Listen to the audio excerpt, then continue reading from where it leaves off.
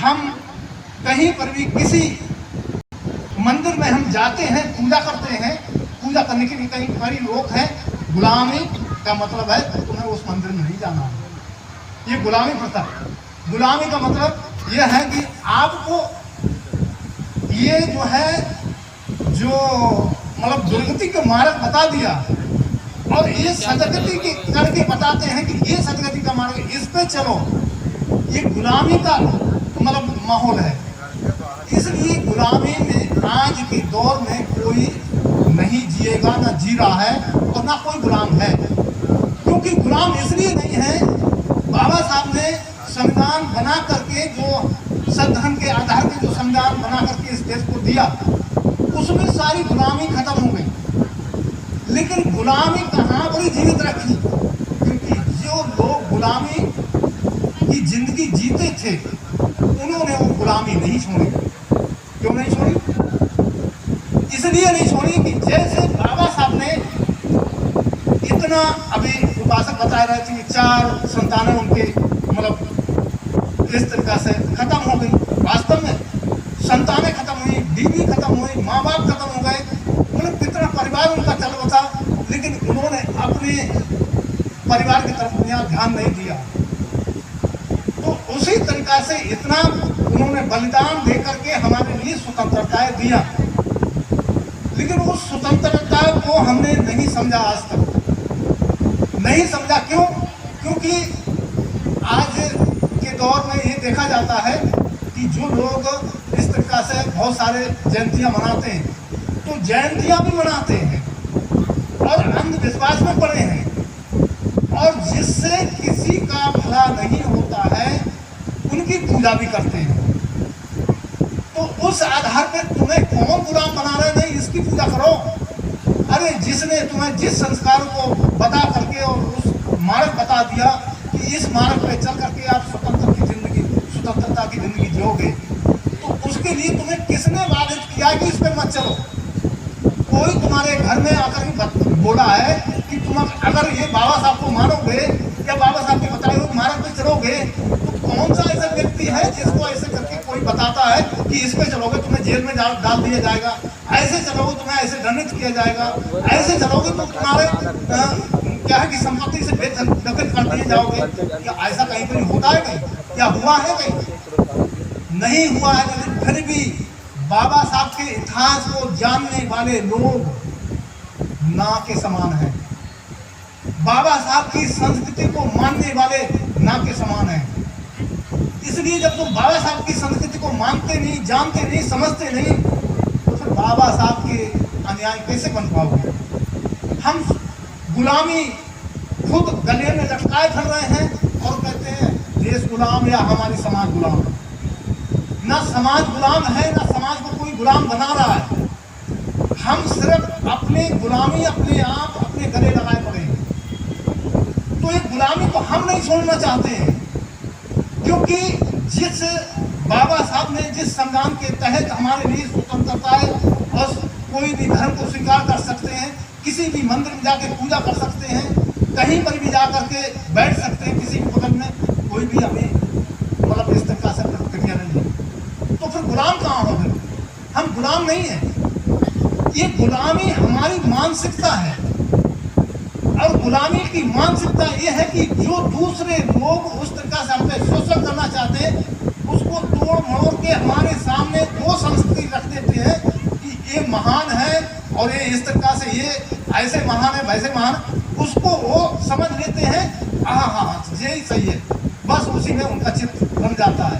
बाबा साहब की संस्कृति को छोड़ देते हैं, और बाबा साहब की संस्कृति को छोड़ते हैं तो फिर इसीलिए मानसिकता के आधार पर ये देखा जाता है कि बाबा साहब की मतलब इस तरह से जो इतिहास है उसको जीवित रखने के लिए क्या हमारे पास उस तरह की संस्कृति है? क्या हम उस तरह से चलते हैं? और चलते हैं तभी कुछ जीवित रहता है। जैसे मानो हमने कोई भी जैसे संविधान के ले लो, संविधान के आधार पर हमारे समाज के लिए बहुत सारी फैसिलिटियां मिली और बहुत बहुत सारी फैसिलिटियां दबा के रख ली जो हमें पता भी नहीं चलने दिया, और आज के लोग भूल गए उसको। तो इसलिए उस फैसिलिटी को हमने स्वीकार तो किया, और बहुत सारे IAS, PCS, डॉक्टर, इंजीनियर और बहुत सारे अफसर बने। काय की वजह से? इस स्वतंत्रता की वजह से, इस आरक्षण की वजह से, इस संविधान की वजह से उससे सब कुछ मिला। और मिलने के बाद भी उस संविधान का जरा सा भी संरक्षण उस IAS, PCS, डॉक्टर, इंजीनियर जो बन गए, उन्होंने जरा सा भी संरक्षण नहीं किया उस संविधान का, कहीं पर भी समर्थन नहीं किया उस संविधान का। उन लोगों का समर्थन किया जो लोग हमारे गले पे छुरियां चलाते रहते हैं रात दिन, उन्हीं का समर्थन किया उन्होंने। तो ये किसकी गलती है? क्या उनकी लोगों की गलती है? जिन लोगों को हम कोसते हैं, जिन लोगों को हम कहते हैं, उन्होंने हमारे ऊपर गुलामी मतलब इस तरीका से बरकरार बना के रखी है, क्या उनकी कमी है ये? अरे ये हमारी कमी है। हमने वो संस्कृति को धारण नहीं किया, हमने उस तरीका से जो हमें आरक्षण मिला और हम उस राह को बने, वो कार्य हमने किए नहीं। इसलिए हमारे संविधान की जो ऊर्जा है वो खत्म हो गई, और इसलिए जब हम उस ऊर्जा को कोई भी संचालन नहीं कर सके, इसलिए वो उस कगार में पहुंच गया कि समाप्ति की तरफ। इसलिए उसका आरक्षण हमें उपलब्ध नहीं हो पाएगा, खत्म हो जाएगा। और आज ऐसा महसूस हो रहा है लोगों को, इसलिए लोग दारू पी करके कहीं रैलियां निकालते हैं। इसलिए रैलियां निकालने की जरूरत नहीं है। आपको बैठ करके अपने घर में, परिवार में, समाज में बैठ करके बाबा साहब के ऊपर चर्चा करो। बाबा साहब ने कितना हमारे लिए संघर्ष किया, कितना क्या किया, कितना क्या किया। तो हम कम से कम अपने घर में, साइकिल तो है, बाबा साहब के पास तो साइकिल भी नहीं थी, तुम्हारे पास मोटरसाइकिल तो है, बाबा साहब के साथ पास तो मतलब कोई भी मतलब गाड़ी नहीं थी। अरे बाबा साहब के पास मतलब इतना फैसिलिटी घर में नहीं थी जो घर परिवार के लोग सुख से जिंदगी जी सकते थे, लेकिन तुम्हारे घर के लोग तो आज प्रतिदिन का खाना समय से खाते हैं। तो उस तरीका से हमें अपना धन संपत्ति जो पैदा करते हैं, उस पैदा करके उस संपत्ति में से बाबा साहब की जो संस्कृति है, जो सद्धर्म है, उस सद्धर्म के हेतु में लगा करके कम से कम गरीब के अगर एक बच्चा को मतलब जैसे ये संस्था जो कार्यक्रम कर रही है, ये संस्था की इकट्ठे होकर के अगर हम एक गरीब के जो कतई तनाव है, बिल्कुल मतलब उसको कुछ भी सूझता नहीं है जीवन जीने का मार्ग, उस व्यक्ति के बच्चा को एक को पकड़ करके अगर पढ़ा दिए, शिक्षित बना दिए, संस्कार बना दिए, उस तरीका से उसको अच्छा कहीं पर भी सद्धर्म का कोई अवगत करा दिए उसके लिए, तो वो सुख की जिंदगी जिएगा और वो आपका नाम आगे बढ़ाने वाला बने। तो उस तरीका से बाबा साहब का काम करने लगे। लेकिन बाबा साहब के काम कितना करते हैं लोग? बाबा साहब का काम नहीं करना चाहते। बाबा साहब ने जो किया है वो नहीं करना चाहते। तो बाबा साहब ने तो हमें करके सब कुछ दे गए, लेकिन हम सिर्फ नाम लेने वाले रह गए। नियम से ऊपर के लिए बाबा साहब का जय भीम या उस तरीका से कुछ लोग वो हो गए नीले अंगूठा वाले, तो वो कहते जय जय जय जय जय भीम, उस तरीका से कर लेते हैं। लेकिन इस जय जय भीम से क्या होने वाला है? अरे सारे तुम्हारे संविधान जलाए जा रहे हैं, तुम्हारी संविधान की धज्जियां उड़ाई जा रही हैं, और तुम तो फिर भी एंजॉय कर रहे हो, तुम तो नाच रहे हो, गा रहे हो। तो तुम्हारी मतलब गुलामीपन तुम तो खुद गले लगा रहे हो। तो इसलिए गुलामीपन कहीं नहीं है। गुलामीपन को हम अपने गले में बांध करके घूम रहे हैं, और हम उस गुलामी को बांध करके और बड़ा महान बन करके दिखाना चाहते हैं। तो इसलिए महान गुलामी से नहीं बनते, महान बनते हैं कोई भी कुशल कर्म करने से, अच्छे कर्म करने से। अपने देश या समाज के लिए अच्छे कर्म करो। बाबा साहब ने कितना त्याग किया, अरे थोड़ा सा उतना नहीं कर सकते हैं हम, क्योंकि क्योंकि उतना जोश नहीं है, नहीं कर सकते, लेकिन फिर भी इतना तो कर सकते, आधा या चौथाई हिस्सा तो त्याग कर ही सकते। बाबा साहब ने कहा कि तुम अपनी कमाई में से 20 में हिस्सा धर्म को दान दो, समाज को आगे बढ़ाओ। अरे नहीं, 20वां हिस्सा नहीं, बहुत हो जाता है, चलो 5वां हिस्सा दो। 5वां हिस्सा अगर जो व्यक्ति, अगर हर व्यक्ति देने लगेगा तो फिर सत्कर्म करना शुरू हो गया, कुशल कर्म करना शुरू हो गया। ये हमारे पुण्य पारमी, हम जैसे जैसे हमारी अर्जन होती है वैसे वैसे हमारी चेतना अपनी दुर्गति के मार्ग को समझने की चेतना उत्पन्न होती है। और हम कुशल कर्म करना नहीं चाहते हैं, बुरे कर्मों में बड़ा चित्त को रमा करके खूब घंटियां बजा लेते हैं, मंत्र जाप कर लेते हैं, ये गमन कर लेते हैं और गंगा स्नान कर ले, कुछ भी कर लेते हैं, मतलब जिससे हमारे लिए कुछ उपलब्धि नहीं है वो सब कुछ कर लेते हैं, लेकिन बाबा साहब का बताया हुआ मार्ग पर चलने के लिए, कुछ करने के लिए हमारे पास कुछ नहीं रहता। तो इसलिए ये गुलामी इसलिए हमें दिखती है, और इसलिए जैसे जैसे हम सत्धर्म के मार्ग पर चलते हैं वैसे वैसे हम स्वतंत्रता को प्राप्त करते चले जाते हैं। वैसे वैसे हमारे ऊपर कोई भी अगर गुलामी का थोपना कोई शुरू करता है तो तुरंत हमें एहसास होता है कि ये हमारे लिए गुलामी दे रहा है, इसको हम स्वीकार नहीं करेंगे, और उसका किसी भी प्रेम पूर्वक, मैत्री पूर्वक उसकी गुलामी को छोड़ करके नहीं, मैं भैया ये तुम्हारा ये संस्कार को नहीं स्वीकार कर सकता, मैं तो ऐसे चलने वाला हूँ, इसलिए उसकी गुलामी को स्वीकार नहीं करते। तो उस तरीका से ये गुलामी, कोई आज गुलामी की जिंदगी जी नहीं सकता और गुलाम है भी नहीं, इसलिए गुलाम ना देश है और ना गुलामी है। तो उस तरीका से गुलामी किसे कहते हैं, जैसे कि कोई भी राज सत्ता आए और राज सत्ता के आधार पर सत्धर्म को सत्यानाश लगा दे, मिटा दे, और सत्धर्म को मिटा करके और बुरे बुरे संस्कार उत्पन्न कर दे, चोरियां करो, दारू पियो, व्यभिचार करो, झूठ बोलो, कत्लेआम करो और बहुत से अभद्र कर्म करो, उस तरीका से उनके लिए संरक्षण जगह जगह मिल जाएगा।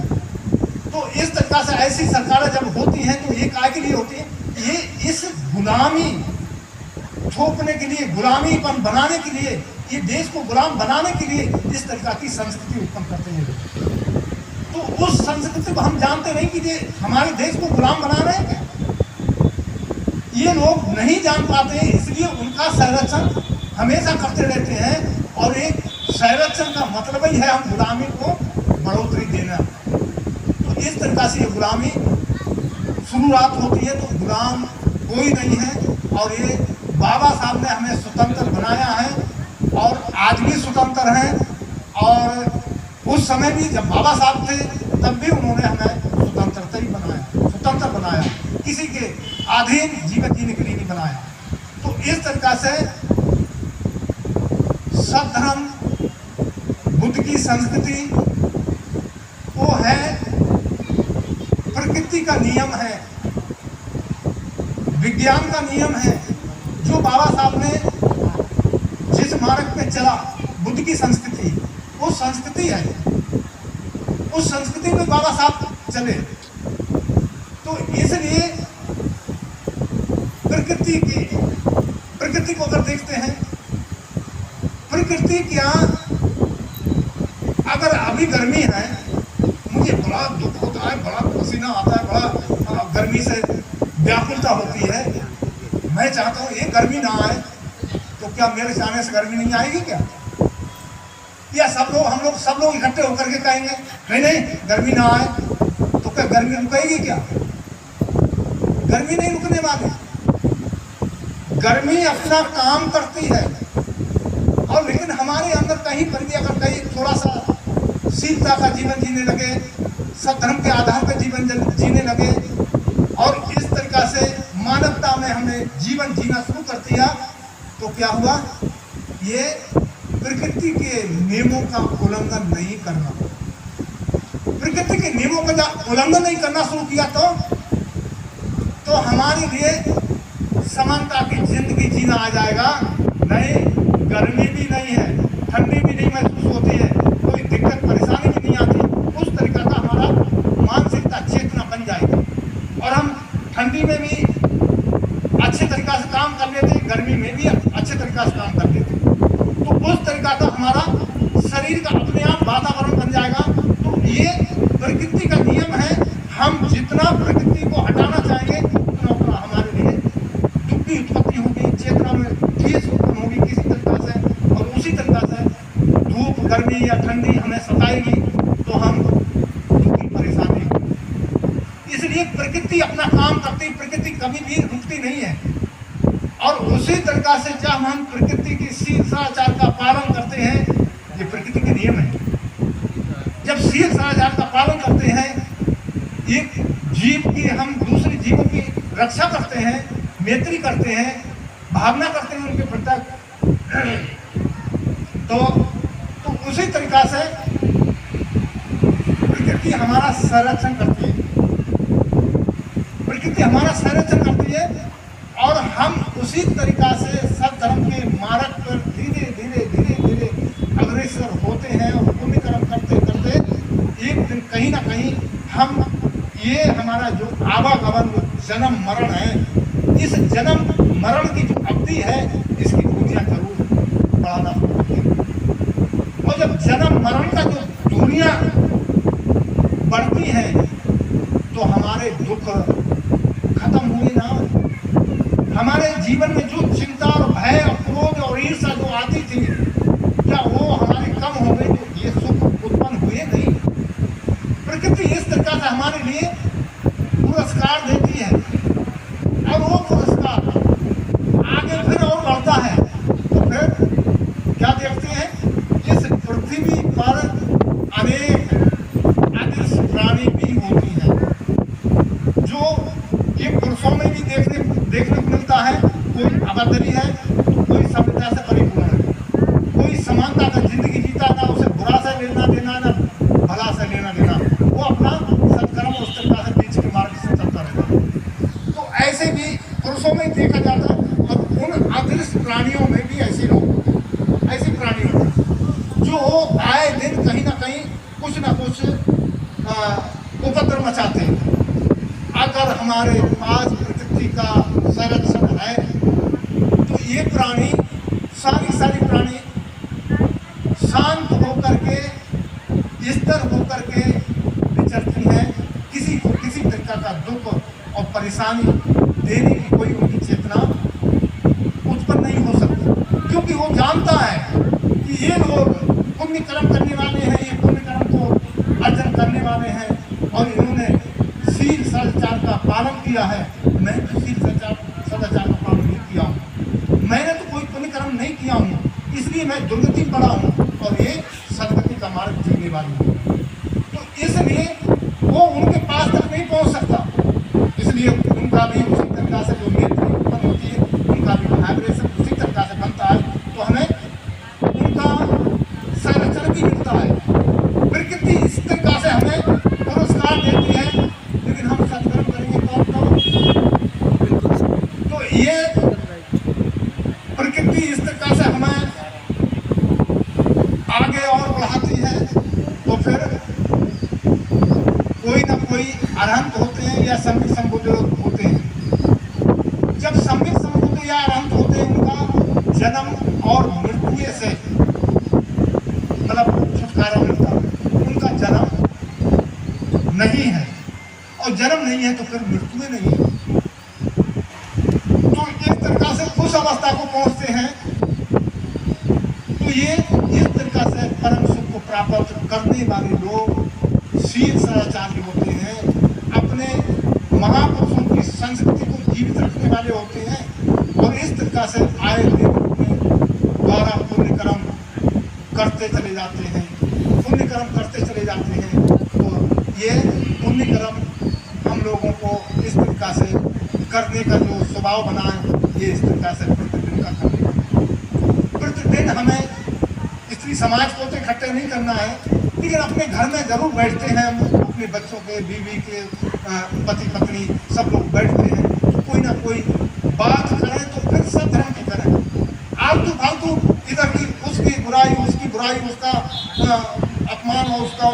इस तरीका से जो बात करते हैं तो बच्चों में बुराई पहुंचती है और उस तरीका की उनकी चेतना बन जाती है। तो इसलिए घर में हम बैठ करके इस तरीका की जब चर्चा करते हैं और सद्धर्म उत्पन्न होते हैं बच्चों में, तो बच्चा उसी तरीका से अनुशासित होकर के जिंदगी जीने वाले होते हैं, सेवा करने वाले होते हैं और उस तरीका से सेवा करने वाले होते हैं। तो बच्चों को देख कर कौन से माँ बाप उनको देख करके कहीं दुखी हो सकते हैं क्या? कभी दुखी नहीं हो सकते और वो सुखी होंगे। जब भी बच्चा को देखें, अरे मेरा बच्चा जैसा तो किसी का बच्चा नहीं, मेरा बच्चा बड़ा सेवा करने वाला है, मेरा बच्चा जहाँ भी मैं भेजता हूँ वहीं जाता है, मैं जहाँ भेजती हूँ वहीं जाता है, जो मैं कर आदेश देती हूँ वही करता है। तो उस तरीका से देख करके बच्चा को सुख ही उत्पन्न होता है, मेरा बच्चा जैसा सबके बच्चा हो जाए। तो इस तरीका से ये मैत्री भावना उत्पन्न होती है और इस तरीका से उस घर परिवार में देवताओं का वास होता है, क्योंकि एक दूसरा देवताओं जैसे बन करके जीते हैं, एक दूसरे की सेवा करते हुए जीते हैं, एक दूसरे की भावना को जानते हुए जीते हैं। तो इसलिए सुखों की उत्पत्ति होती है। तो ये सुख किसको नहीं चाहिए? कौन सा ऐसा व्यक्ति है जो सुख नहीं चाहता?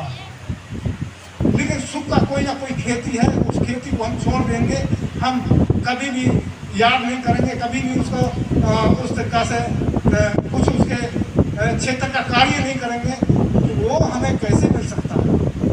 इसलिए सुख तभी मिलता है जब हम उस तरीका से करते हैं। तो ये है कि ये सुख प्राप्ति करने के लिए हमें बहुत सारा आरक्षण मिले और मिले हुए हैं और हम किसी के अधीन नहीं हैं, हम स्वतंत्र हैं, जो भी मर्जी हो वो स्वीकार कर सकते हैं, उस तरीका से अपना आचरण बना सकते हैं। तो ये बाबा साहब ने हमें स्वतंत्रता दे करके इस तरीका से हमें सदगति का मार्ग बता करके गए हैं। उस मार्ग को चलेंगे तो ये जीवित रहेगा और नहीं चलेंगे तो फिर लोग वही करना शुरू कर देंगे। अरे बाबा साहब की जयंती तो दारू पी करके मनाई जाती है, तो फिर दारू पी करके मनाने लगे, तो फिर बाबा साहब का इतिहास किधर गए? तो इसलिए उस तरीका से हमें अपने महापुरुषों को जो महापुरुष का कोई भी पर्व मनाती हैं उसी आधार पर हमें अपनी क्षेत्र बना करके मनाना चाहिए और अपनी संस्कृति को अच्छे तरीका से जीवित करने के लिए संघर्षशील होकर रहना है और खूब संस्कारों को अच्छी तरीका से धारण करना है, सद्धर्म को धारण करना है, शील संस्कार को धारण करना है।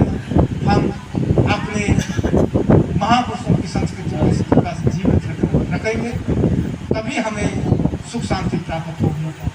और इस तरीका से मंगल कामना करते हैं आप लोग खूब सारे सुखों को प्राप्त करने वाले बने, सभी अपने अपने पुण्य पापों को पूर्ण करने वाले हों, सभी बहन बेटियाँ भाई बंधु उपासक उपासनाएं सभी अपनी आय को प्राप्त करने वाले बने और उसी तरीका से अपने सदमार्ग को प्राप्त हो, ऐसा मंगल कामनाएं भक्तु सब मंगलम रखंतु सब देवता सब बुद्धानुभावे धम्मानुभावे